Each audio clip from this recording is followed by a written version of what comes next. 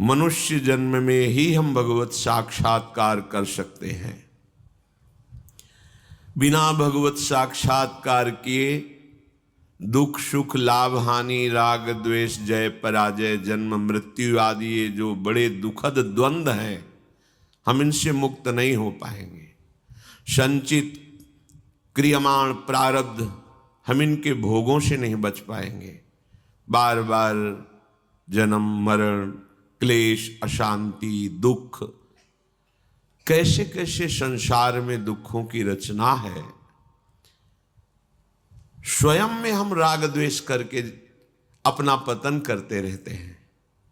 हमें आचरण सुधार कर आनंद में डूबना है, ये हम भूल जाते हैं और हम दूसरों की निंदा स्तुति करने में अपने साधन पक्ष में जो लगाने के लिए समय मिला है उसको नष्ट करते रहते हैं। अज्ञान की हद हो गई। एक बुरा कर रहा है और आप बुरा देख रहे हैं, और एक बुरा कह रहा है आप बुरा सुन रहे हैं। ये चारों की एक ही गति होगी। समझ में नहीं आ रहा है। जो समय हम ये व्यर्थ दर्शन, व्यर्थ भाषण, व्यर्थ चिंतन, व्यर्थ क्रियाओं में लगा रहे हैं, यही यदि हम प्रभु में लगा दे तो इसी जन्म में हमें महासुख मिल जाए। जो हम चाह कर रहे हैं सुख, ये तो बड़े निंदनीय अल्प और नाशवान हैं। तुम जानते ही नहीं कि सुख किसे कहते हैं। बस इतना ही हमारी धारणा बन चुकी है कि खूब रुपया पैसा, शरीर स्वस्थ हो, सुंदर स्त्री हो आदि आदि, या सुंदर पति हो आदि आदि, बस इतना ही सुख। और भगवान इसे कह रहे हैं दुखालयम अशाश्वतम। तो तुम्हारा अनुभव तुम्हें गलत मार्ग में ले जा रहा है। बहुत जन्मों से यही हम सब भोग रहे हैं, कर रहे हैं, फिर भी विश्राम नहीं मिला। अब तो चेत जाओ, भगवत कृपा से सत्संग मिल गया है। अब तो विवेक जागरण करके सावधान हो जाओ और प्रभु का आश्रय ले लो और निरंतर नाम जप करो।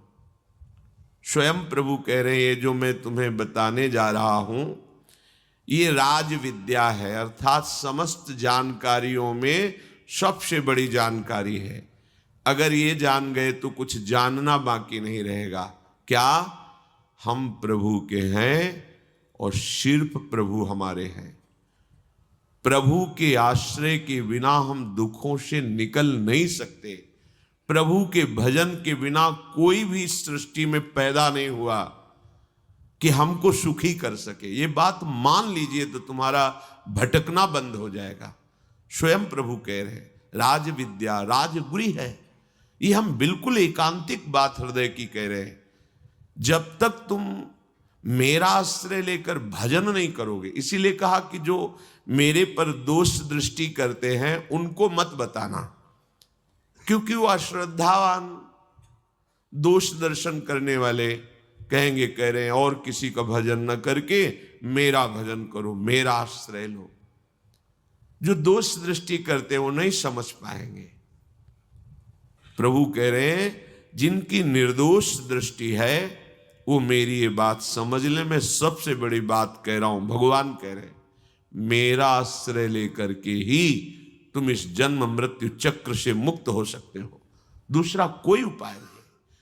किसी की आराधना करोगे तुम्हारी कामना पूर्ति हो सकती है, लेकिन फिर क्या एक कामना पूर्ति से तुम निहाल हो जाओगे?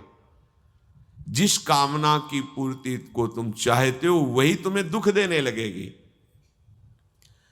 एक बार भगवान शंकर प्रभु के ध्यान में, श्री हरि के ध्यान में उन्मत्त तांडव कर रहे थे।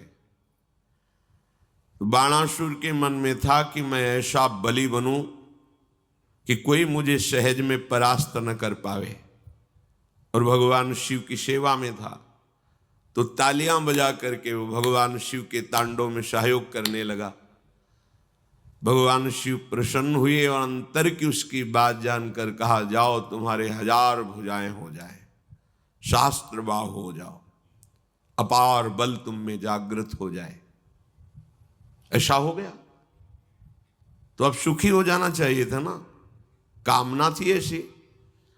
अब तो जब अपार बल, भुजाओं में पीड़ा शुरू हुई, कोई योद्धा मिले, कामना से कामना की उत्पत्ति होती है। अब उस पीड़ा को मिटाने के लिए जिस पर्वत पर प्रहार करता, चकनाचूर हो जाता। किसी को भी ललकारने में हिचकते नहीं, पर कोई सामने नहीं आता। भगवान शिव का वरदानी, वर प्राप्त किए हुए तो वैसे ही सब सर झुका देते थे कि जिस पर त्रिलोचन महादेव जी की कृपा दृष्टि, उसे कौन परास्त कर सकता है। आखिरकार सब जगह से घूमकर भगवान शिव के पास ही गए और कहा, हे गुरु, मेरी भुजाओं में ऐसी बल की खुजली प्रकट हो रही, कोई मिटा ही नहीं पा रहा है, तो आओ हम तुम दो हाथ करें, युद्ध करें। भगवान शिव हंस दिए, हम ही से बल प्राप्त करके हम ही को तुम ललकार रहे हो, तुम्हारी भुजाओं की खुजली मिटाने वाला आ रहा है, चिंता मत करो, न भुजाएं रहेंगी न खुजली रहेगी। भगवान द्वारिकाधीश ऐसी लीला रची जो अनिरुद्ध जी और उषा जी का प्रसंग है, उसमें आकर के सुदर्शन चक्र से सब भगवान शिव ने ही चार भुजाओं की फिर रक्षा की। प्रभु अब छोड़ दीजिए। तो उनका, प्रभु मैं तो आपकी आज्ञा का पालन कर रहा हूं। तो बड़ी बड़ी दिव्य लीलाओं में देखने को मिला कि भगवान से भी यदि हमारी एक कामना की पूर्ति हो जाएगी तो हमें विश्राम थोड़ी मिल जाएगा। बहुत सी कामनाओं के जाल लगे हैं, एक बात पूर्ण कर लो, सब कुछ पूर्ण हो जाएगा। प्रभु से प्रभु का प्रेम मांग लो। तो भगवान प्रेमाधीन है।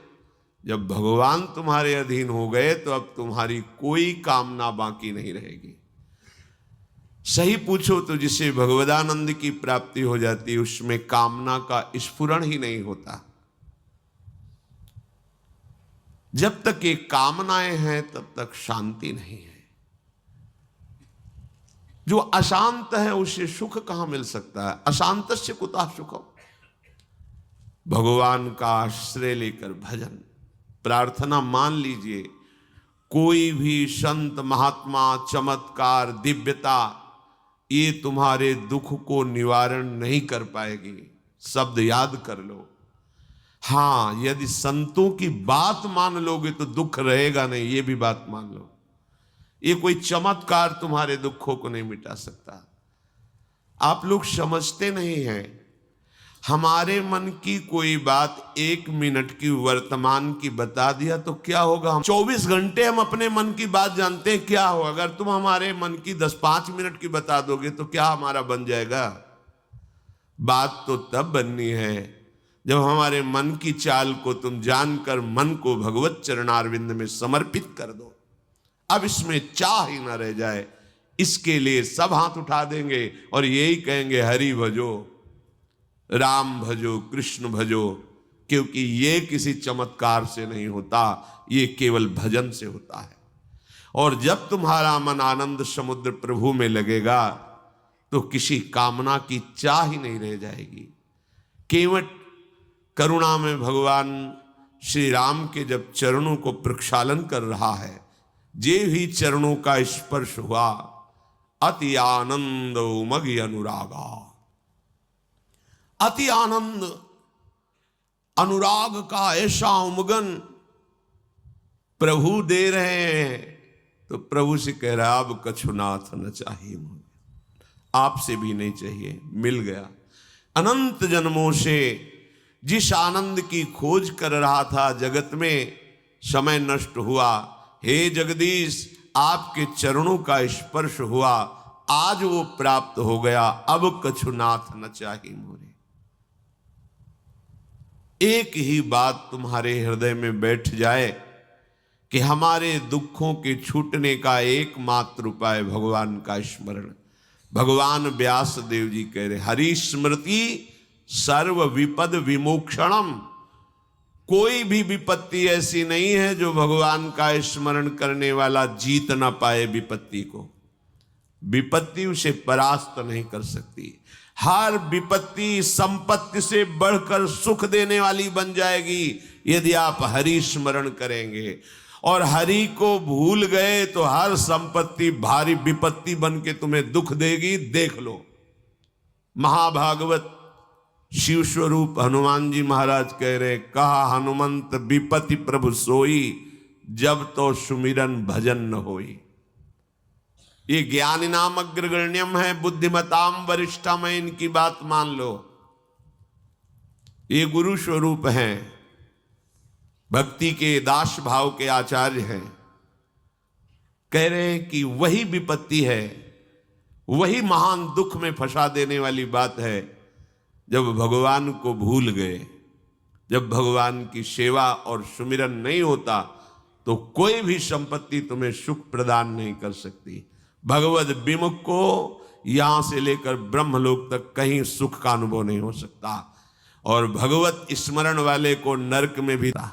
इसीलिए आचार्य चरण कह रहे हैं, हरिवंश महाप्रभु, यत्र यत्र मम जन्म कर्म भीर नारके परमे पदे अथवा राधिका रति निकुंज मंडली तत्र तत्र हृदय में विराजताम।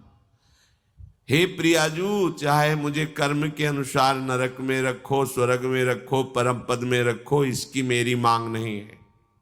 मेरी मांग है कि मधुर मधुर स्मृति आपकी होती रहे और आप अपने रास परिकर के सहित मेरे हृदय मंडल पर विराजमान रहे। अब चाहे नरक रखो चाहे परम पद, दोनों एक ही बात है। परम पद और नरक एक ही बात हो गई, क्योंकि प्रियाजू का स्मरण चल रहा है, प्रियाजू की रूप माधुरी बसी हुई है। आज तक कहीं कोई ऐसा प्रमाण नहीं मिला कि भगवद विमुख सुखी हो गया हो, कहीं नहीं प्रमाण मिला। हम जो भोगों की तरफ लालायित होते हैं, हमारे तो माने हुए बहुत छोटे भोग हैं। इतिहास में जब पढ़ के देखते हैं कि चक्रवर्ती सम्राट और जिनकी सैया पर उर्वशी जी विराजमान है, उनको भी तृप्ति नहीं हुई, पागल होकर विषयों की तरफ भागते रहे और हा हा खाए। देखो पढ़ करके शास्त्रों को कि हाय मैं लुट गया, धिक्कार है मेरे जीवन को, मैं कहां फंस गया। वो बोल रहे हैं, वो उर्वशी जी जिनको देखकर ऋषि मुनियों के मन विचलित हो जाते हैं, उनके लिए पूर्वा जी कह रहे, हा हा मैं ठगा गया, मेरा जीवन व्यर्थ चला गया, मैं व्यर्थ में अपने को सम्राट मानता रहा, मैं तो विषयों का घृणित दास रहा। कोई भी कहीं भी कैसा भी, जब तक आप प्रभु के चरणों का आश्रय लेकर भजन नहीं करेंगे बात नहीं बनेगी। श्री भगवान कह रहे, अश्रद्धाना पुरुषा धर्मस्यास्य परंतप अप्राप्य माम निवर्तन्ते मृत्यु संसार वर्तमनि। अश्रद्धाना पुरुषा धर्मस्यास्य परंतप। हे परम तप अर्जुन, ये जो मैं धर्म वर्णन कर रहा हूं ये बड़ा महिमामय है। देखो भगवद आश्रय एक बहुत अमूल्य वस्तु है। साधना एक तरफ हो, भगवद आश्रय एक तरफ। बात समझो, ये समझ में जल्दी नहीं आती। भगवद आश्रय ही मोक्ष दिलाता है, भगवद आश्रय ही प्रेम दिलाता है, भगवद आश्रय ही हमें इस भवसागर से मुक्ति दिलाता है। सच्ची मानिए, आश्रय हृदय से ले लिया जाए प्रभु का, और फिर कोई विषय हमें भटका दे तो भी परिणाम हमारा मंगल ही होगा, क्योंकि प्रभु का स्वभाव है